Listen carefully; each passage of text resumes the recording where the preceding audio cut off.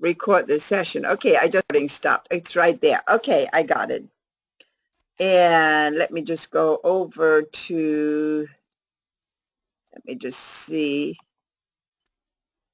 So I'll give you the screen, Christina, until there you go, until he gets here, okay?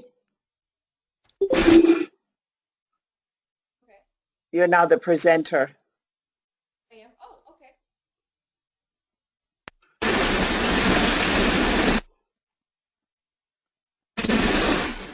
So I think maybe we'll take the screens of the students down, the video streaming, because it will make a big noise.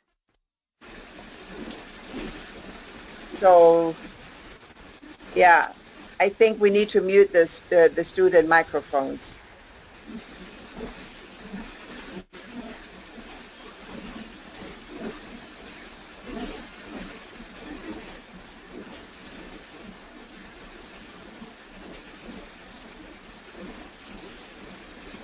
So somebody's got a big background noise. So Ashley, I think you just called in on her.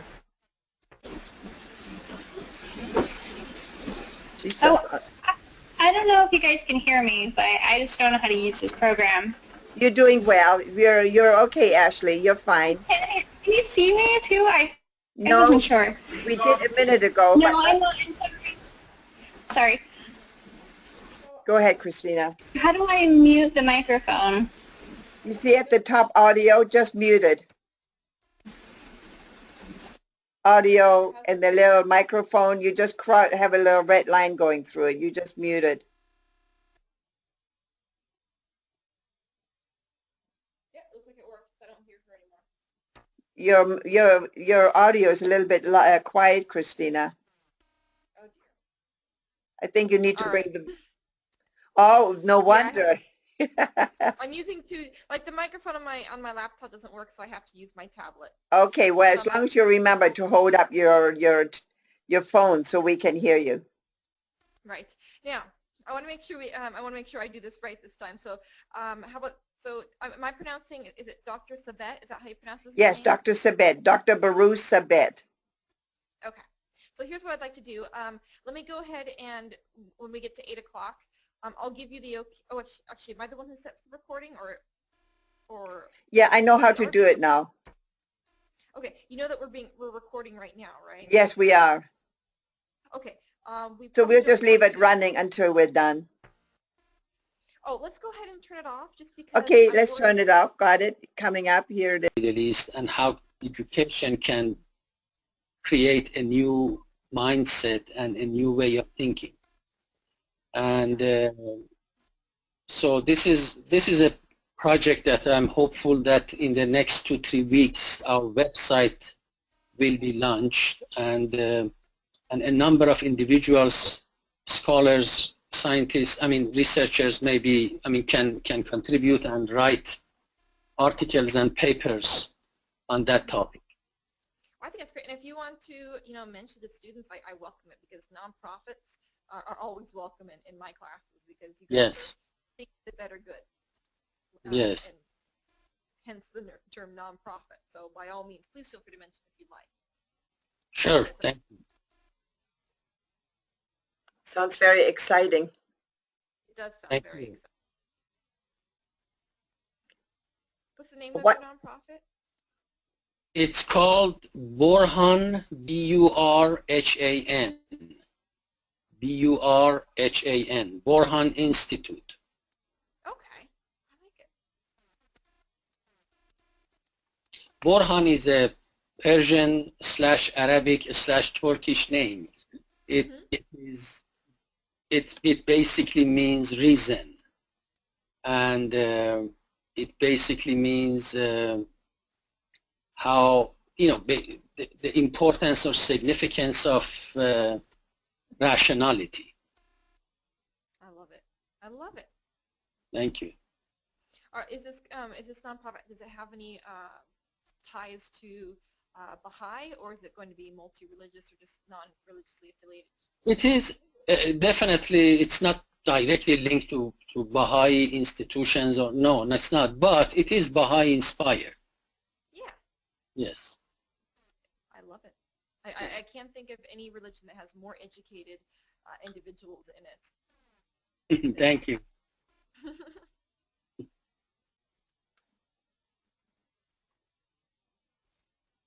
All right, looks like we're about 3 minutes out. Okay. Let's see, we have so far five of my students here. So Dr. Sabet, because this is an online class, and so I can't require my entire class to attend as much as I would like to. Yes. But I am not above bribing them with extra credit or encouraging them through any means necessary to attend. Hello, Aman, welcome. And so I'm not entirely sure how many students will be here. Generally, with this class, they're a very dedicated bunch. They're very much interested in this topic. They're not taking it just because they have to. They're taking it because this is what they're interested in. And so, in my experience, if they can make it, they'll be here. The reason they won't be here is because they've got a job or they've got family commitments or something. So I have no doubt that we'll have a reasonable amount here that will show up as we get closer to the time. I just want to let you know if you're not to expect like dozens and dozens of students, because I can't require them to come. Yes, oh, I understand. Yes. I've been teaching online courses for the past 20 years. I know. Yes. Then you know the whole rigmarole. Okay, you completely understand. Right. Thank you for that. Yeah, and so through your experience of online teaching, that's why we're recording this, is so that those who can't make it can attend it later. Yes, sure. So thank you so much for your willingness to join us. And online teaching for 20 years, I am impressed. You must have been one of the pioneers in online teaching. Yes, actually, I was. I'm sure you've heard about Capella University. Yes. I have. Yes, Capella University. I was among the few faculties that basically started the whole business. That is amazing. Zabina and I are huge advocates for online teaching. Yes. Because the reach is so much wider, and through technology, there's so much more you can do. Sometimes than just in a classroom. Not saying that it can replace the classroom, but it definitely opens up new avenues for education. Oh, definitely. And now with these MOOCs and massive open online courses, that's another very exciting phenomenon. Don't forget to pick your telephone close and get your phone a little bit closer. Yeah, okay. I'm actually at Walden University, another school where I teach. I'm teaching in their business program, and this particular branch in their business program only teaches students in India, physically in India. So my entire class are students from India. And it's really, it's a wonderful experience. Wow, very, very much so. And we're excited to bring some of our speakers into India with her, so we look forward to that. Oh, absolutely, absolutely. Okay. So it's very exciting, and we're trying to reach out in every way possible. So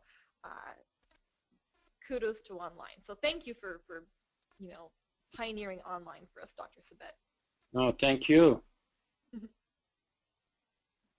All right, it is 8 o'clock, so I say we go ahead and get started. I mean, students will come in as they're able to, and we'll just keep going. So, Sabina, are you ready to go with recording? Yes, yes, I am. Okay, perfect. Okay, so welcome everybody to our second guest lecture of our course. I want to thank Zabina and Dr. Sabet for joining us.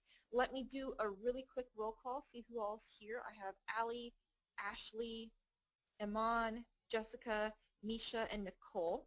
So if I didn't mention your name, please use the chat box and let me know that you're here. I'll continue to do roll call in the chat box. So for my students, please keep an eye on the chat box as well as Dr. Sabet's conversation.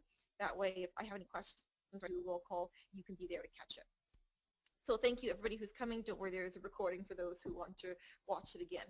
So let me go ahead and kind of introduce Zabina a little bit more properly this time. So you guys can see down on the left side of your screen, down at the bottom, you see Zabina Vaness, who I introduced her to you in our first module, and I want to reintroduce her in person. So Zabina Vaness is the director of the Unity Museum in Seattle, but pretty much which covers, I would say, almost the entire west side of Washington, if you ask me. At least, at the very minimum, at least from Everett going all the way down through Seattle. And Zabina, a good friend of mine for many years, and she's just been a strong, strong advocate for education, for human rights, for global understanding. And so everybody, if you have any questions all about Baha'i religion, about human rights, or about the Unity Museum, which is a very unique style museum, we call it a boutique museum. I'll let her talk more about that. But if you have any questions, I encourage you to reach out to Zabina. She wants to talk to you. She's worked with many, many of my students in the past. So she is a definite resource for you as you write your research papers or as you explore the topic of religion, the Middle East, human rights, and so on and so forth. So Zabina, let me turn it over to you to say a couple things and then to welcome Dr. Sabet. Thank you. Well, welcome everybody. And yes, you're right. We are, this is sponsored by the Unity Museum and the Uniting Hearts Academy. We are located on the Ave right across from the University of Washington. I know you're in Everett and around there, but really it's not that far. And we have a great student lounge, so make sure you come and visit us over there. So for today's talk, I want to introduce you to Dr. Baruch Sabet, who holds a doctorate degree in the State University of New York at Buffalo. Really, for more than 20 years, Dr. Sabet has been intellectually engaged in research and writing on the intersection of religion, science, and culture of the Middle East. He's also a very well-known scholar of the Baha'i faith and a contemporary political thoughts and movements in Iran. Now, I would like to share with you that he's been a university professor, academic dean, and consultant on aspects of education and culture in the Middle East. Dr. Sabet has given more than 300 media presentations and interviews, including interviews for BBC, Radio, Farda, Kuwait, TV, VOA, national radio stations, and various websites and international media on human rights, education, women's rights, religious freedom, modernity, social and cultural exchange, and globalization. So as you can see, Dr. Sabet is deeply engaged, and today he will be talking to you as he is a major figure in the development of the Baha'i Institute for Higher Education, namely BIHE, a university system designed for those who are excluded from access to higher education in Iran. Without any further ado, Dr. Sabet, we welcome you today. Thank you so much. Thank you, Zabina. Thank you, Christina, for inviting me. And I just heard that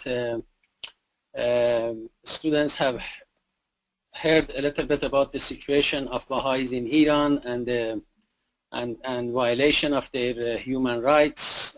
So with that background, it makes my job a little bit easier to explain the situation, BIHE, Baha'i Institute for Higher Education, and the way that this institution was established and it is operating now. As you can see, the first there is a website. It's bihe.org, and this is the public website of the Baha'i Institute for Higher Education, and I'll explain later that they also have a platform for courses online. But this is the public website of the university, and you can go online and visit it yourself. Anyway, briefly, I would like to say a little bit about how BIHE was established in Iran.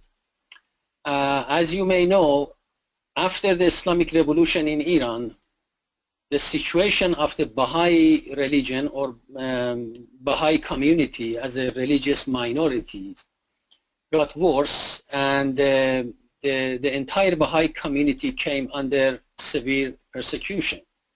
And we don't have time to discuss the reason for this situation, but basically it has some religious reasons for that. And then, of course, the persecution of the Baha'is in Iran is not something new. It's not a new phenomenon. It goes back to the inception of the faith in that country about 170 years ago. And throughout these years, Baha'is have been oppressed and discriminated against. But the situation got much worse after the Islamic Republic came to power. And this time, I would like to say the persecution of the Baha'is became the official policy of the government. If in the past, government was, during the Shah's regime, for instance, had a neutral situation, and once in a while, under the pressure from the clergies, they would turn against Baha'is, but at least the persecution of the Baha'i community was not an official policy of the government. But this became an official policy after the Islamic government came to power and basically excluded the Baha'i community as a religious minority in their constitution. And since then, I mean, of course, more than 200 Baha'is or leaders of the Baha'i faith were executed on various charges. And then after that, Baha'is were expelled from their works, from universities, from schools, from government agencies, and so on. And even they were forced to return some of the money and compensation or salaries that they had received, let's say in the past 30 years or 20 years. And a large number of Baha'is were imprisoned for many years. And one of the basic violation of human rights of Baha'is in Iran was that young Baha'is were denied to pursue higher education. And obviously, and we have a document that clearly shows that the order came from the highest officials of the government to deny higher education to Baha'is.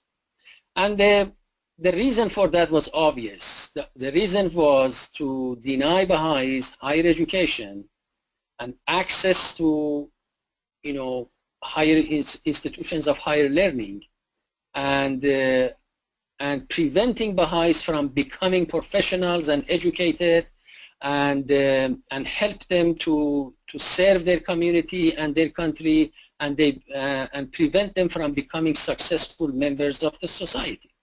Basically, the idea was to prevent them from becoming, acquiring culture and knowledge and sciences and arts. And therefore, they couldn't find proper job, and gradually create a atrophic situation for the entire community.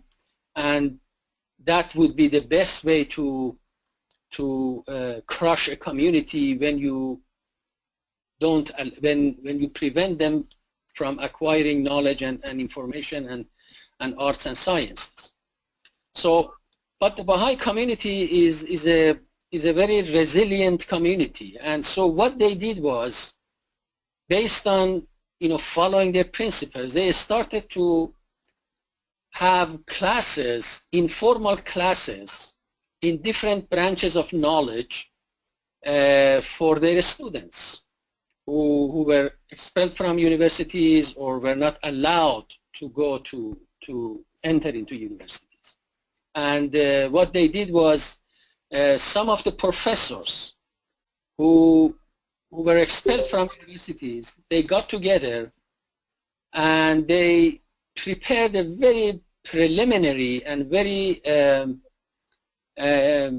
basic curriculum for these students. And in the beginning, I would say, if I want to introduce the idea, it was like more general education. When you enter into institutions of higher learning in this country, in the first 2 years you study general courses, reading and writing and English and mathematics and and sciences, and and then after perhaps the the first 2 years start going into specialized areas. So in the beginning, these Baha'i professors did the same thing. They started the general curriculum for these students, equivalent of the first 2 years of higher education in the United States. And then gradually it became more sophisticated. They added more areas for study, and the whole process became more, as I said, sophisticated. And they also asked for support and assistance from Baha'i experts or scholars from outside Iran. And for instance, I was able in 1991, which I started my association with BIHE.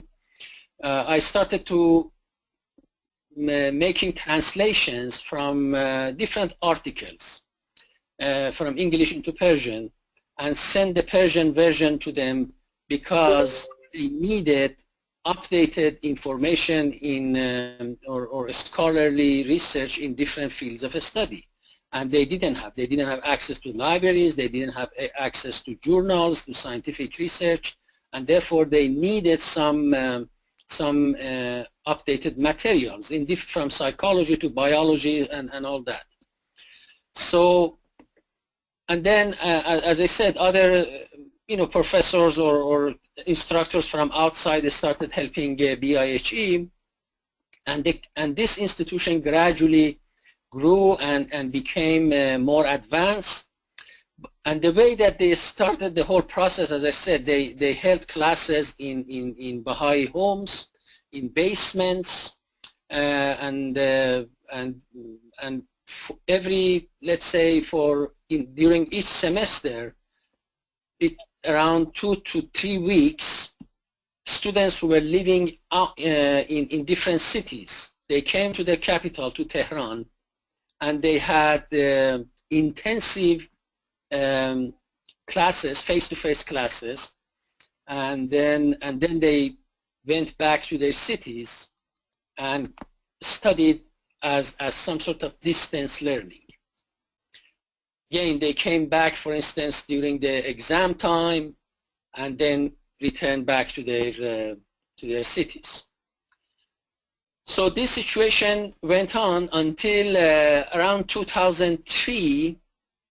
There was a major initiative to establish online system or online delivery of learning to BIHE.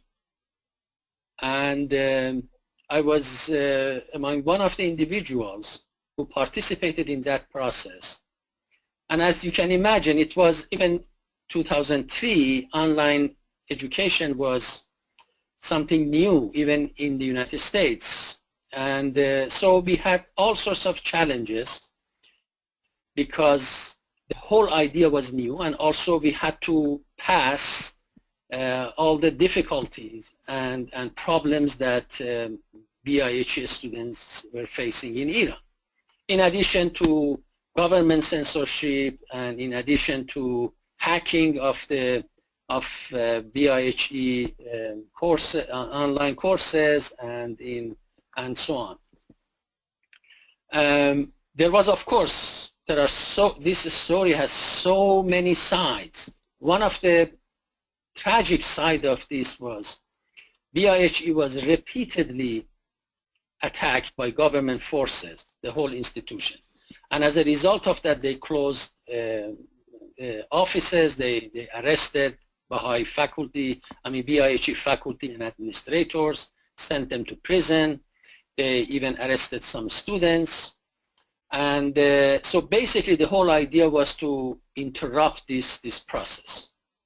During the, I don't know if you, to much extent, you're familiar with the political situation in Iran. During the presidency of Mr. Khatami, there was a little bit of quiet time for Baha'is, relatively speaking, and for BIHE specifically. But after that, the situation got much worse, and to the point that, let's say, in 2011, there was a huge raid against BIHE, and as a result of that, more than 17 BIHE faculty and administrators were arrested and imprisoned. And some of them are still in prison, and some were released after 4 to 5 years of imprisonment. So that's one side of this. Now let's go back to the online side of this. Again, as I said, around 2003, there was a major initiative to help BIHE through establishing a platform for delivery of online courses, and also that provided a new opportunity or challenge to basically redesign and reform the entire curriculum of the university, because as I mentioned in the beginning, because everything started through an informal process. So they didn't have really, let's say, a scientific approach to curriculum development. And basically courses were taught by professors who were retired or were expelled from universities, and they just said, they didn't have textbooks. So university professors came to class, gave lectures, a student wrote them down, and then try to remember those. And that was the whole thing in terms of educational materials. But in 2003 there was an attempt to change that situation, to establish a very systematic and organized syllabus for each course that is offered at BIHE. And that required, for instance, writing a course description for each course, writing course objectives for each course. And now imagine, at that point, BIHE was offering more than 700 courses, and basically going through each course and revising its curriculum, and making it applicable to online situation. That was a major task. Fortunately, this process went through, and as I said, even BIHE students and professors were not comfortable with the idea of online, because it was so new and so I should say revolutionary, and so it was really difficult to accommodate everybody at that time.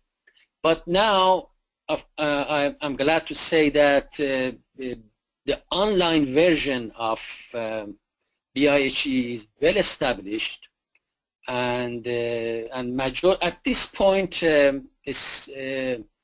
BIHE is not a totally online university. It is not either also a face-to-face university, but I would say it is a hybrid type.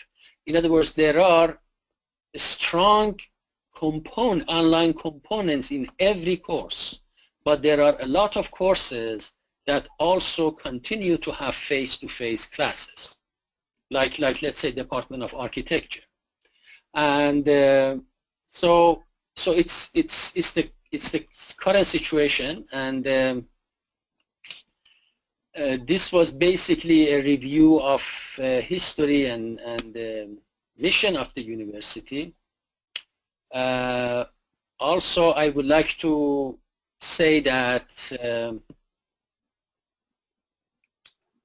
at this point, BIHE has about 17 undergraduate programs and 14 graduate programs. And as I said, there are a group of individuals from outside Iran who are teaching some of these courses through online.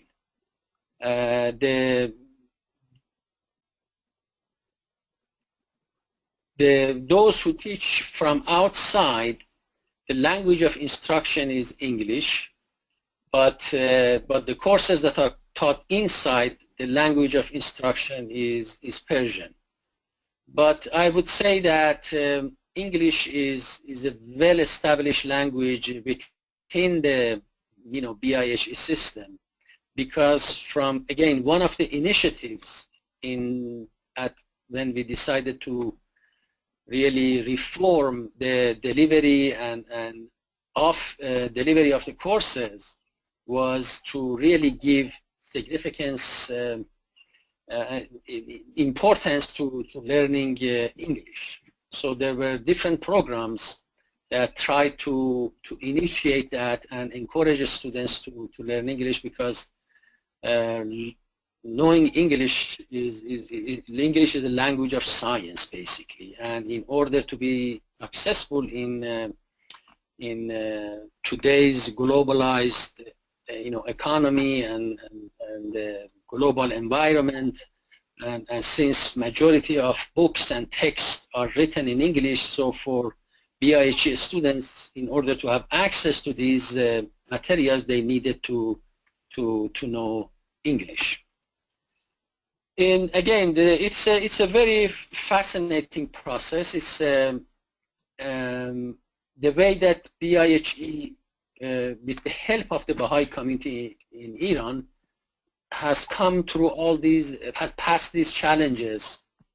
The only word that I can use to describe this process is constructive resilience, or constructive resistance to oppression, because Baha'is are not allowed to become involved in political issues, and the Baha'i community did not want to really instigate any anti-government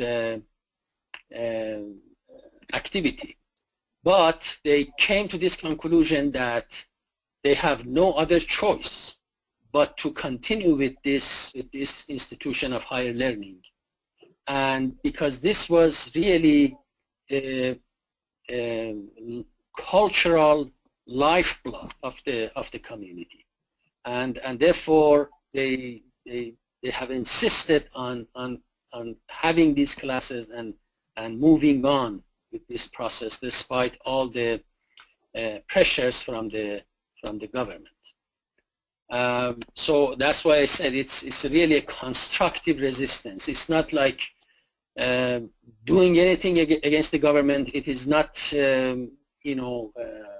is no violent nature to Baha'i resistance. It's just making education accessible to everybody and making education as a human rights issue. These are really the contribution of the community to the Iranian society. Baha'is say that we want our children, our young people in the country. They don't want them to move out, even though that's the wish of the government. So they say we want our children to stay here and serve their own country. And in order to do that, they need to be educated. So, and another interesting story about BIHE is that almost more than between 200 to 300 graduates of BIHE at bachelor level or master level have been accepted in universities in North America, in Canada and the United States, and Europe and Australia. And this is really a remarkable development, because the government of Iran and the Ministry of Education and Higher Education does not recognize BIHE. So when universities in the United States want to evaluate the credentials of a foreign student, they immediately refer or go to the list of universities approved by the Ministry of Education of that country, in this case Iran. And of course BIHE is not recognized by that. So this was really a challenging issue. But these students came, and that's I can talk about that for hours, but briefly, these students came through perseverance. They tried to apply to different universities, and a few of them were accepted, and then they performed remarkably well, and they established a good reputation that BIHE students are serious, responsible, and hard workers. So gradually other universities accepted more and more BIHE students. There were a few national campaigns, of course, that helped BIHE to become well recognized, and as a result of those campaigns, like Education Under Fire, which the website is still on, universities such as Harvard or Princeton, and the deans of the universities wrote letters and acknowledged BIHE transcript, and also few agencies who evaluate credentials of foreign students, they came and accepted credentials of BIHE students. So basically at this point I would say, roughly speaking, maybe if I yeah, here is the list of universities that have accepted BIHE students so far, and among these you can see universities such as University of in Sydney, Australia, Harvard, Princeton, Berkeley, and so on. So I guess I think it's better for me to stop at this point and answer your questions if you have any question, or if you have would like to share a comment. Okay. Thank you, Dr. Sabet. I'm going to insert here and just welcome my students to go ahead and type in your questions. We could also, if you want to verbalize your question, you can just unmute your mic, and we'll accept that as well. Just there may be little chaoses, different people are talking, but we can give it a try. But while you guys are contemplating your questions and typing them up, I do have a question to start us off with, Dr. Sabet. So you've gone through the history of BIHE, which is fantastic. That was very informative, and how students in Iran can get their degrees through this university or through this education source. My question then is, since BIHE is not accepted or condoned by Iran, what do students do with their degree, their education?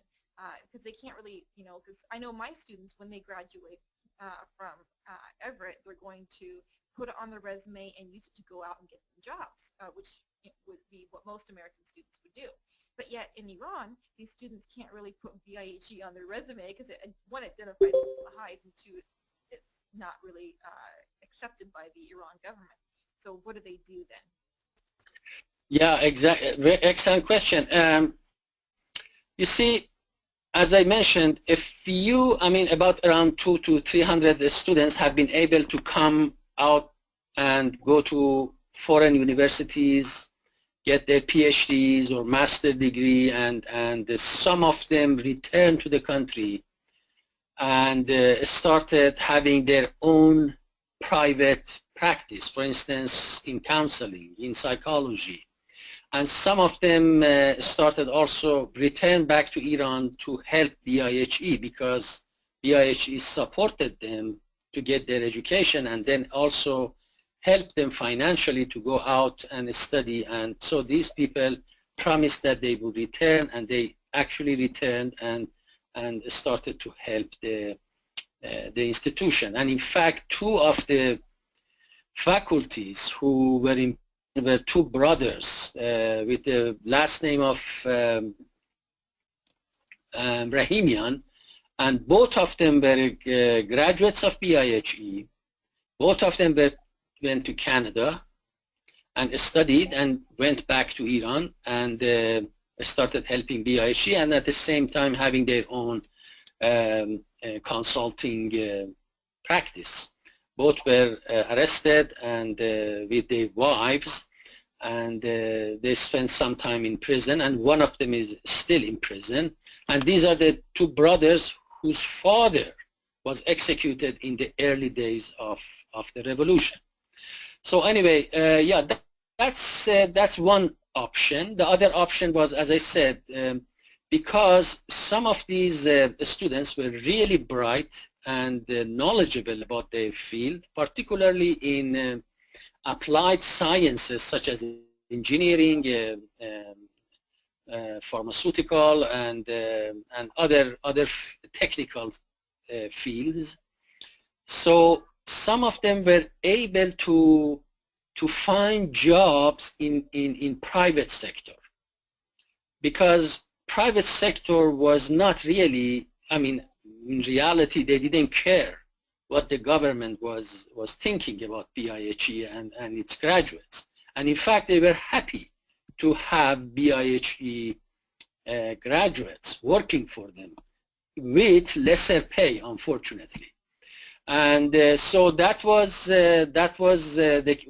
so a number of BIHE students who graduated in technical fields in applied sciences, they were able to find some sort of job in private corporations or organizations and so on. And of course, I mean, obviously not all BIHE graduates were able to find jobs. So a group of them became much more involved in humanitarian projects, in philanthropic projects, in helping in service projects.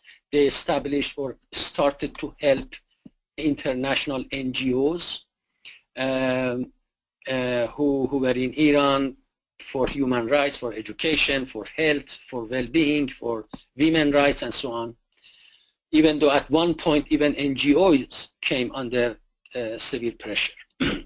So overall, they have tried their best to continue their education, to become more educated, and in the process, either help BIHE, the institution itself, help the Baha'i community, or become or open or establish their own business, their own practice.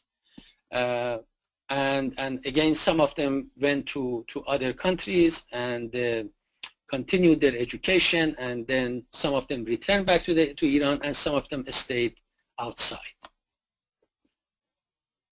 Thank you for that, explaining the avenues, the options that they have. I think that really highlights the situation very well. So essentially, we have a dichotomy, it looks like, if you will, where you have the Iran government and also civilians that agree with the government that wants to get rid of BIHE and wants to avoid education, higher education for Baha'is all around. But then I love how you pointed out that not all Iranians agree with the government, and that BIHE has such a great reputation that they actually encourage graduates to come work for them in that private sector. I think that's a really great point, that not all Iranians agree with this, condemn Baha'is idea. Another point that you made, which I really want to highlight here, is that what Dr. Sabet said about if you get into trouble as a Baha'i, your whole family gets into trouble as a Baha'i. So like the brothers that came back, not only were they arrested, but their wives were arrested. And so that in the Middle East and the whole MENA region, you see this where if you're in trouble, your family is also in trouble too. So you see that reverberation throughout the family. Okay. Somebody has muted their mic. Was somebody trying to speak up and ask a question? I don't want to monopolize the mic here.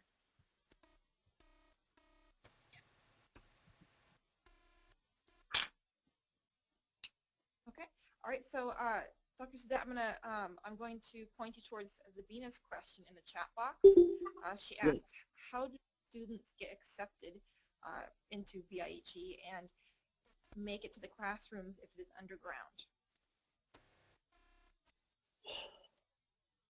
Oh, yes. Originally when the BIHE was established, of course, there were a lot of applicants, and BIHE did not have resources and to accommodate all the applicants. So they had some sort of examination in order to screen out and find, let's say, the most those who could pass the test.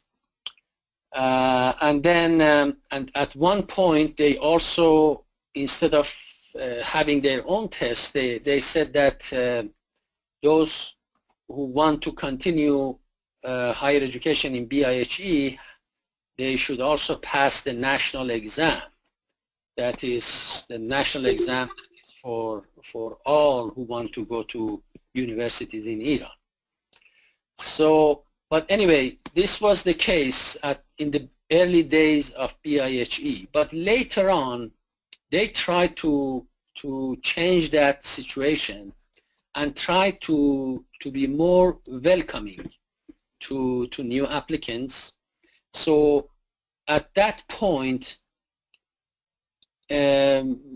almost majority of applicants were accepted into BIHE, but those who did not have, let's say, proper credentials or preparation and so on, they were asked to, instead of going directly to their chosen field, they were asked to study 2 years of general studies.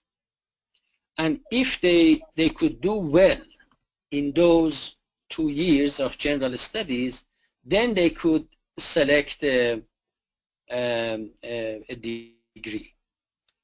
So at this point, BIHE tries to almost accommodate whoever wants to study at BIHE. And as I said, either those who are well qualified, they can start their degree from the first year. As if you here in the United States, you go to a undergraduate program and you apply for, let's say, engineering, and so from day one you are an engineering student. But those who are not qualified, then they are asked to study 2 more of general studies, and if they do well, then they can continue their specialization. But they don't lose anything because those general courses are, required by all. All students should take those courses. Another interesting point that I just want to briefly mention here is that BIHE also has, in addition to general courses and specialized courses, there is something in between too, and that is called core curriculum. And core curriculum is a very, very interesting subject or introduction to BIHE curriculum. And so what is core curriculum? Core curriculum is not about, let's say, courses that you take as an engineer. It's not also about general courses such as math, science, physics 101 or chemistry 101 or English 101. So those are the tools of science. So they are not a part of core curriculum. So core curriculum the idea was that we need to have certain courses that all students should take them, disregard of their degrees or fields of study, and there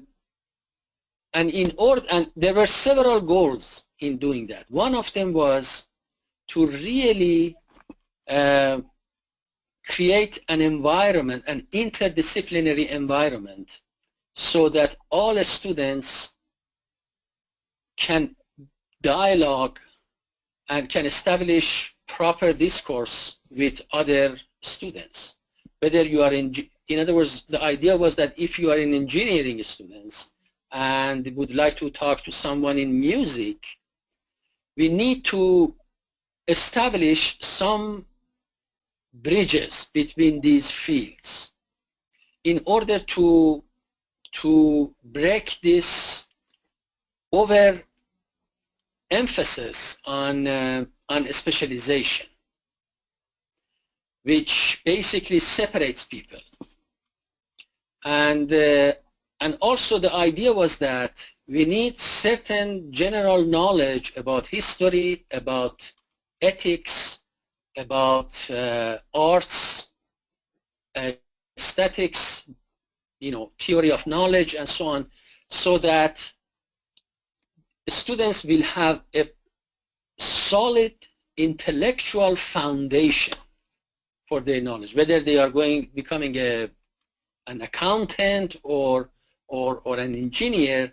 They still need to know the major paradigms of scientific development or major ideas of ethical discourse, why ethics are needed. What is the relationship between ethics and culture and education? How can we really apply ethical principles into applied sciences such as engineering or medicine? So a combination of ideas such as this led a group of BIHE faculty to establish this core curriculum, which is one of the really hallmark. I'm not sure even major universities in Iran have such a program. That is a really great point, especially emphasizing critical thinking and application of critical thinking.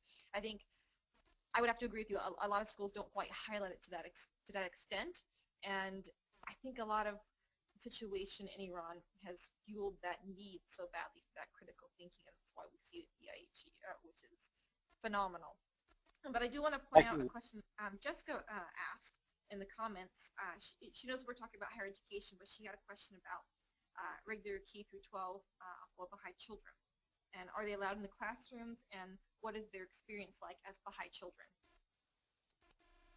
As I said, the face-to-face classrooms are conducted in people's homes and business and basements, and at one point they also they rented a building in Tehran so that they accommodate some of these labs and experimental sides of courses, and also have more professional, more official type of classrooms. But unfortunately, in 2011 raid, that was also confiscated. Now, so therefore, when we talk about classroom, you have to remember, we are talking about homes. And as I said, at this point, that face-to-face classroom is about maybe 2 weeks for each semester. The remaining time during the semester, it is through distance learning, traditional distance learning, and online. And so they would go to classes, let's say for intensive face-to-face learning for, let's say, 2 weeks. And if it is necessary for general exam to go back and take the exam, again, they go back and do that. So we are not talking about traditional classroom, and therefore, as I said, the delivery of courses is based on face-to-face, this traditional distance learning, and online. Thank you for that. Is that the same for children that are in pre-college level, high school, or anything Iran's equivalent to grade school? Are they all essentially underground, so to speak, or are they allowed to attend school with Muslim children? Oh, I see. In let's say primary school and high school. Exactly. Thank you. Yes, yes, yes, yes. No, Baha'i students can go to high school, and even though they face and they have faced all sorts of persecution and difficulties and challenges, but overall, Baha'i children have been allowed to go through primary and secondary school in Iran and get high school diploma.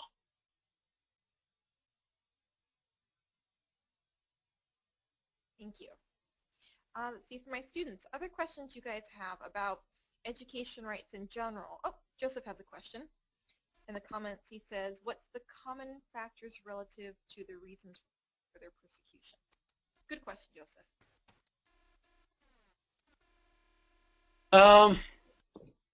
As I said, you see, the Baha'i faith is a new religion in Iran. In fact, it originated in that country. And since day one, clergies and the ecclesiastical community did not like the idea of a new religion, because they had under the impression that their religion is the last religion, and anything after that is some sort of heretic establishment. So it began with that idea. And but I would say, as I'm sure you have studied this, persecutions and prejudices may have a religious or racial or political orientation, but they also find social and political and economic dimensions. In other words, oppression of Baha'is was obviously based on some interpretation, some unique or literal or totalitarian interpretation of the Islamic text. However, definitely because Baha'is were in the forefront of modern ideas in Iran. For instance, equality between men and women was one of the teachings of the Baha'i faith. And therefore, in a closed environment, oppressive environment in Iran, when women did not have any rights, and we are talking about 170 years ago, not even today, then you can imagine how revolutionary was this idea, or the idea of education. Education in the Baha'i faith was obligatory, and the education in the Baha'i context was not just religious education. It was not just, it didn't mean going to seminaries. It meant public modern education. So again, these ideas, mullahs or clergies and ayatollahs didn't like this. And they saw Baha'is as a threat to their political and economic dominance of the country. And so that's my brief analysis. I mean, it needs more time, but that's all I can say at this point. That's a really great analysis, Dr. Sabet, which kind of leads me to a follow-up question. I have never met a Baha'i who didn't have an extremely great appreciation for education. Never met a Baha'i who didn't extremely appreciate and desire education. Why? Because I mean, a society can live without education. A basic agricultural society can live without higher education. Why is it that Baha'is so strongly value education? That pretty much, I mean, led to the development of this university, that desire for higher education. Why is it such a strong virtue in Baha'i religion? Thank you for asking that question. I think it goes back to the idea that education became almost a spiritual principle for Baha'is. It's one of the tenets of their faith, becoming educated, acquiring knowledge. So I guess, and then throughout the history, brief history of the faith, leaders of the Baha'i faith and the Baha'i community at large, they initiated ideas to advance education. For instance, Baha'is were one of the first groups or individuals that established modern schools in Iran. And more interesting and more important than just opening modern school was opening schools for girls in rural areas. And even more interesting than that was inviting some Baha'i women from the United States, U.S. Baha'is who were invited to go to Iran and help them establish modern education, modern institutions of learning.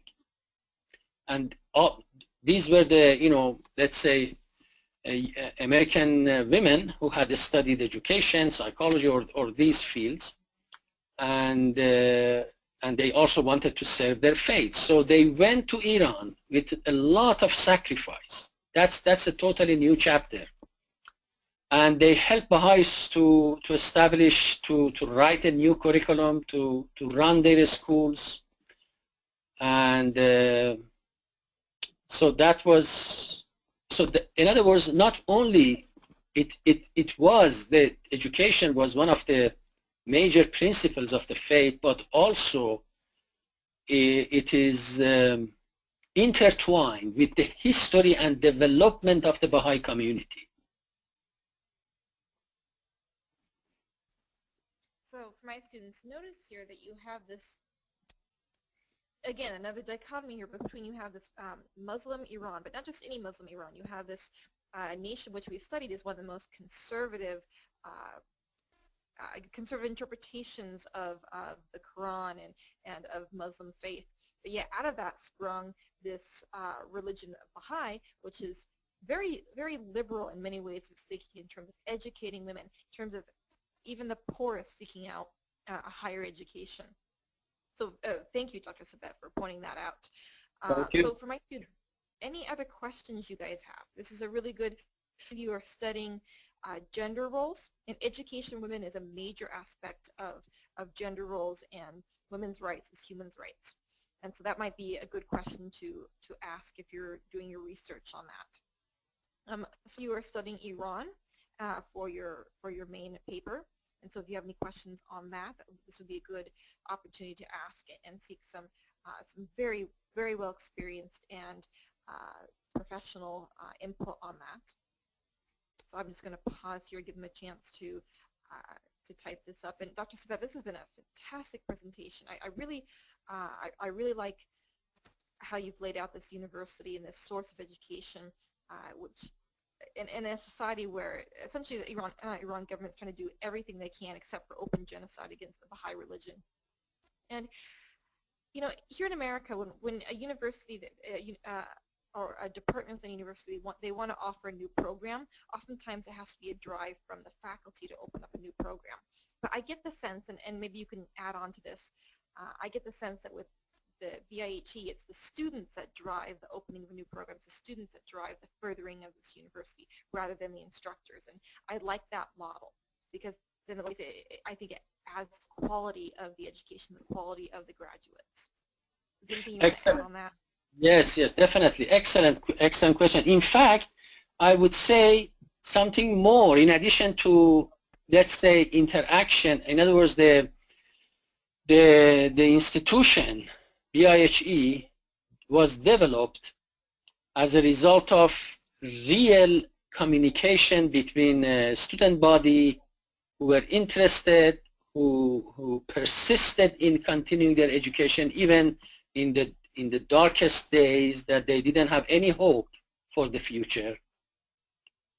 but they continued their interest to study and so on. So it was really, as you just said, the result of collaboration and interest on both sides, both the faculty and the student. But there was a third dimension, and that was the community. The community itself, in other words, the Baha'i community of Iran, did not want to be culturally annihilated. So they wanted to survive and not only survive, but also to move on and progress. And so they came, the entire community, full-heartedly to support this initiative. They opened their homes. These students came for 2 weeks, 3 weeks. They stayed in their homes because they couldn't afford going to hotels, and so they had to stay in a safe environment. So they came from other cities to Tehran and stayed in homes, and then and they also had their rooms and basements, and dedicated to hours of class and work. So it was really a collaboration and intense relationship between students, faculty, and the community. Thank you for that. I'm sitting here and I'm doing a compare and contrast in my head of American universities and BIHE, because essentially, their mission is very similar in terms of educating the future workforce and ensuring that the populace and the community has access to education, higher education and training and skills. But also, American universities are very heavily involved in student clubs and outreach and assisting their local community, whether it's through service learning or development projects where students join clubs or join parts of the different offices in the university so that they can be involved in their community and improve their community. But the fundamental problem with that model for BIHE is that students are with each other so quickly with that intensive course. Do they have time to develop clubs, and do they have that framework which they can create clubs around things that they're interested in, like soccer or volunteering at their local homeless shelter? And do they even have that ability to go out into their community beyond just the high religion and work towards social reform because of the private nature of this university? Sorry, that's a very long question. Excellent question. Yes, you see, of course, BIHE couldn't initiate these extracurricular activities. However, students did through their own efforts. For instance, they had these are the few cases that became well known, and one was that the group of BIHE students in the city of Shiraz used to go to outside of the city and help those kids who were living in the outside. They were deprived of education. They were living in poverty, so these Baha'i students used to go and help them in different ways, teach them, help them to, let's say, find a job, and in different ways started, let's say, a humanitarian project of helping impoverished students outside the city of Shiraz. But it became well known because all those students who were doing that and initiated that project were arrested about 3-4 years ago, and they were charged with attempt to corrupt the young minds. Or a few years ago, again, there was a major earthquake in one of the cities in Iran, and again, a number of BIHE students, again through their own efforts, went and started helping the victims of the earthquake. So yes, they have done, and as I said, they have tried to work with NGOs. They have tried to teach Afghan children. You know, there are a number of Afghanis in and they have been living in Iran because of the turmoil in Afghanistan. So anyway, so some of these BIH students started teaching, you know, how to read and write to Afghani children. So again, in many ways, they have been involved in different social and humanitarian projects. Thank you for that. Okay. I would love to see a copy of the video. Yeah, definitely.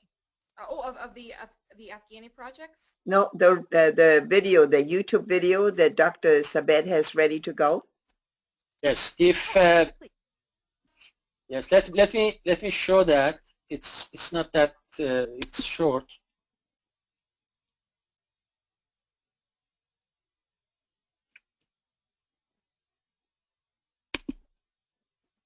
Thanks so much for your interest in Education Under Fire. Hi, I'm Rainn Wilson, and I just want to say that I was so drawn to this project because I never really thought about education as a human right before. And the fact that hundreds of thousands of people in Iran are denied education just because they believe in peace, love, and unity is it's a crime against humanity. And that's why I got involved. And that's why I hope that you'll get involved. So continue the campaign.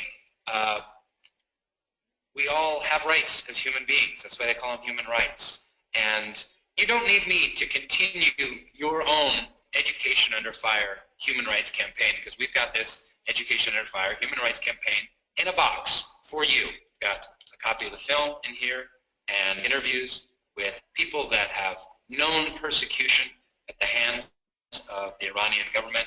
This brochure, all the information you need is in here. We've got copies of the letters from the President of East Timor, Jose Ramos Horta, and Archbishop Desmond Tutu. This is a great way to uplift your brothers and sisters that are in Iran, that are suffering right now. We need to spread the message, spread the word. So thanks so much for listening, and thanks for participating.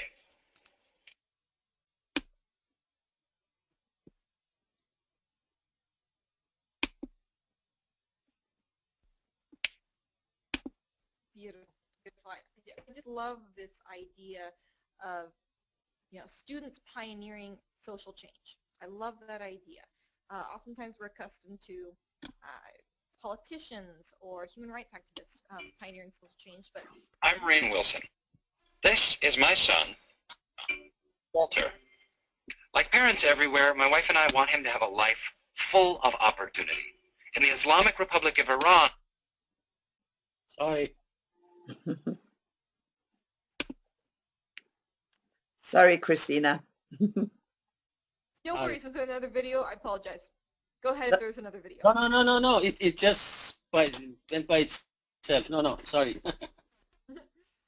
I don't know if any of my students recognize Rainn Wilson from The Office, but great actor.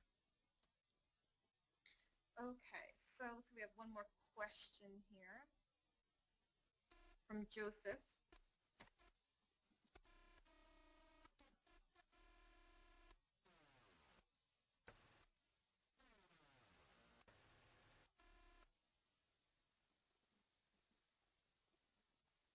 Thank you for the tips on YouTube there, Joseph. Yeah, there was a question about Zoroastrian or Yazidis and Kurdistan.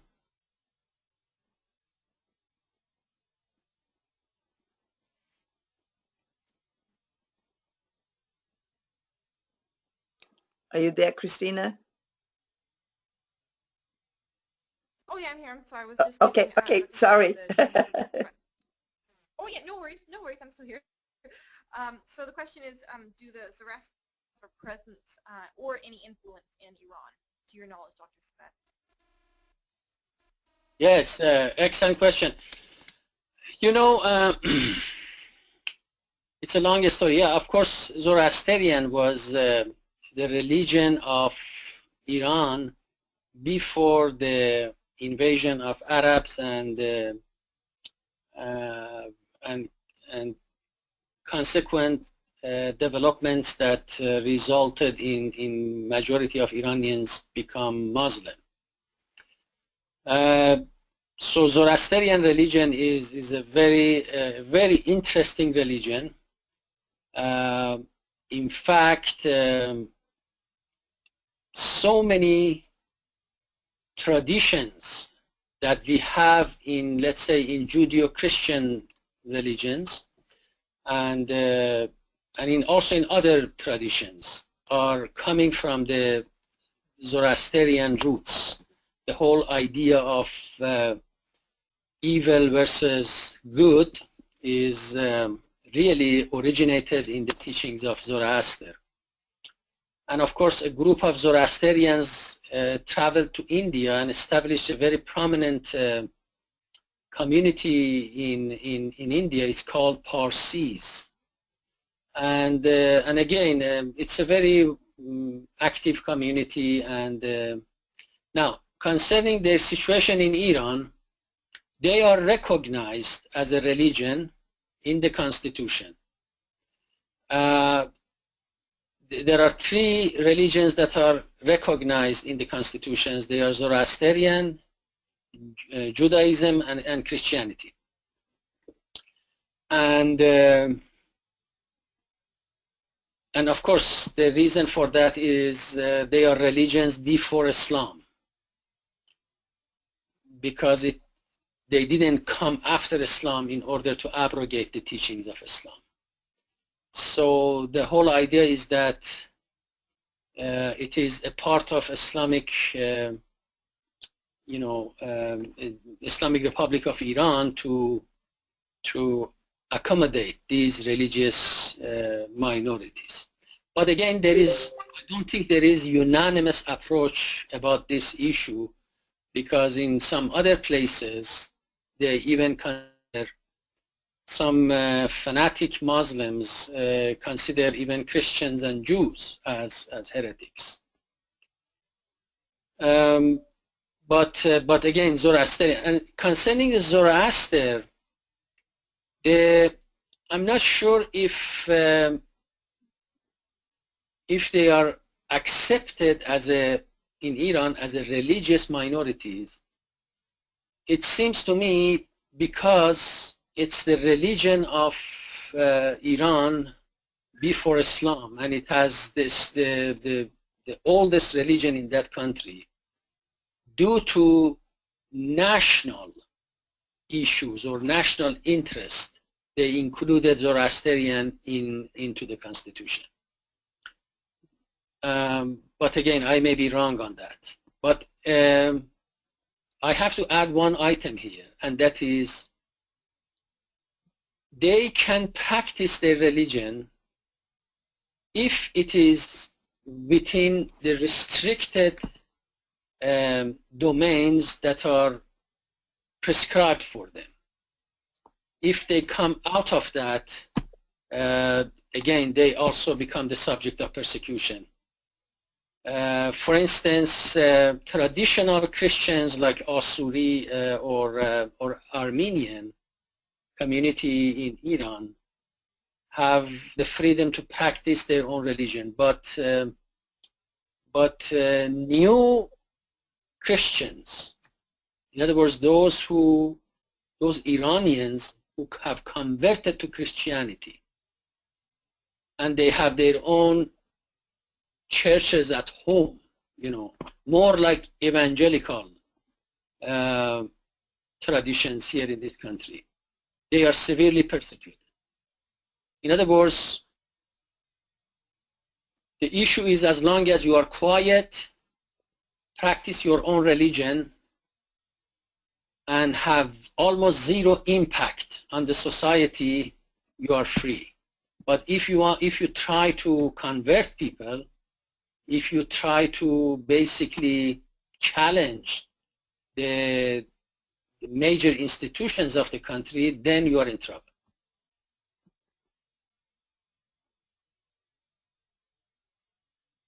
Thank you for that, Dr. Sabet. Especially like your last part there. Iman has another question for you here in the chat box.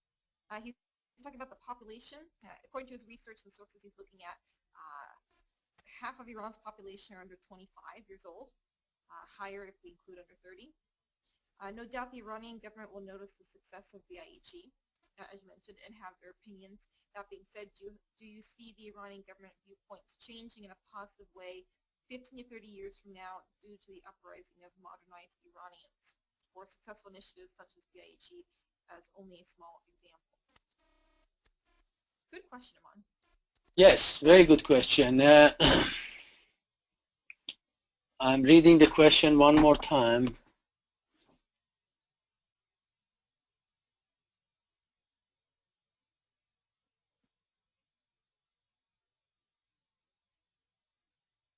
Yeah, I think it's a good assessment, because the population of Iran, as you just said, there is a very vibrant young community, a young group of individuals who are in Iran who are really dedicated to modern ideas. They are going to universities. For instance, in Iran now, at this point, the number of women in institutions of higher learning, and also the number of female graduates are more than males.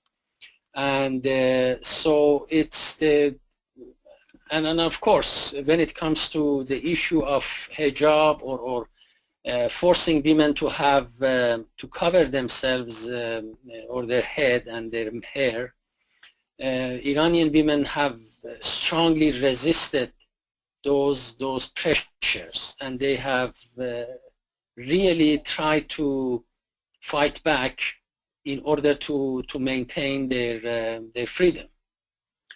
And so I would say women and young people are really the sources of hope for the future.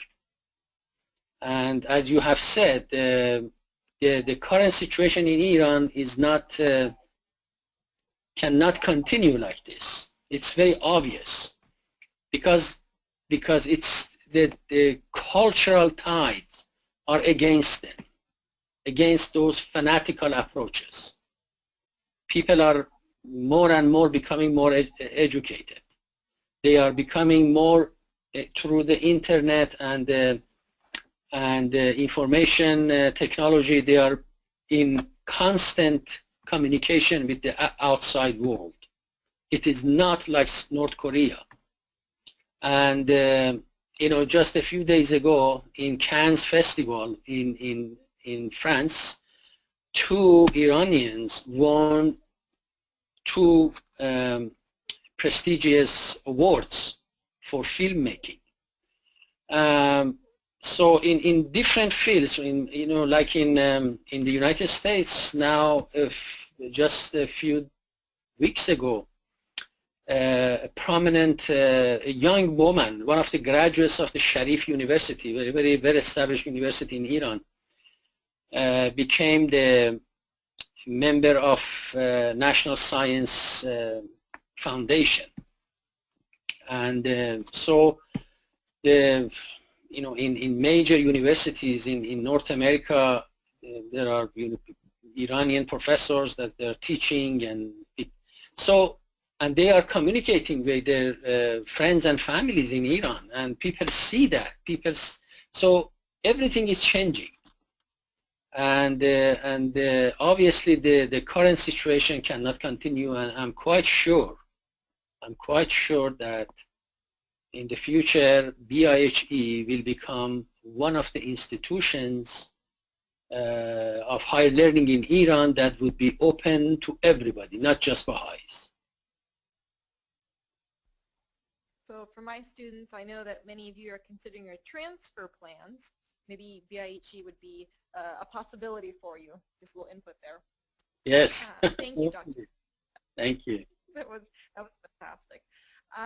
So for my students, I know that some of you may still have questions. If you do, please put them up, because I have no way of knowing if you have questions or not unless you put them up. and I might, prematurely end our lecture here when you're like, oh no, I still had questions. Well, put them up so I know that you have them and we can address them. Sabina, is there anything more that you wanted to add or to make sure that we covered? No, I think Dr. Sabet brilliantly described the sacrifices that not only the Baha'i grassroots in that country sort of launched really, and it's impressive to see how many universities around the world have accepted the credits earned in BIHE underground. That was very important. I know in Seattle we here had to work with the University of Washington and Seattle University to make a presentation on the qualifications of our faculty, and it earned them full recognition for their credits in this country. So we really are appreciative, Dr. Sabet, to share a little bit about the history, the complications that still they're suffering through today. And we'd love to obviously have you visit in our museum student lounge and maybe learn a little bit more about the history of the Baha'i Faith.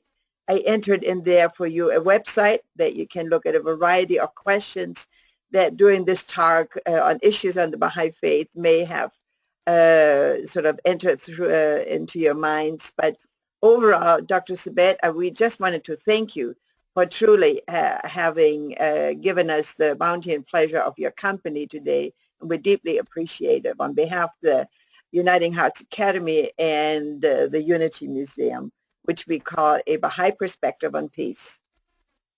Thank you so much. I really appreciated this opportunity. I consider this as honor to speak on behalf of BIHE. This is an institution that I've been serving for the past 20 years, and I think definitely I see this as the highlight of my life. Well, I want to second what Sabina is saying, Dr. Sabet. I mean, saying that I truly believe that students are the social change, and as well as faculty, that together we create a community of social change that moves us forward as humanitarian societies. And I want to thank you so much for not just your lecture today and for opening the eyes of both me and my students, but for also for your career, for your history with this organization and bringing education not just to Baha'is, but really to the world. Because what BIHE is doing is is creating through social diversity this model that I think future universities will eventually recognize and adapt to meet this model, because you're creating this great critical thinking environment for students that I really think can be repeated in other universities across the world. So thank you so much for all of your time and effort putting this in and bringing this into my classroom. Thank you so much. And thank you so much. Thank you. I appreciate all the students with their excellent questions, and I wish you the best in your future academic endeavors. Thank you very much, Dr. Sabet. We know it's late for you. It's still early for us, but it's getting to be very late. And so thank you for being with us and being very patient. Thank you. Have a good evening. You too, Dr. Sabet. Thank you. I'm going to do a quick roll call for my students, make sure that I got everybody here. I've got Nicole, Mika, Jessica, Iman, Ash, Ali, Russell, Joseph, and Mari.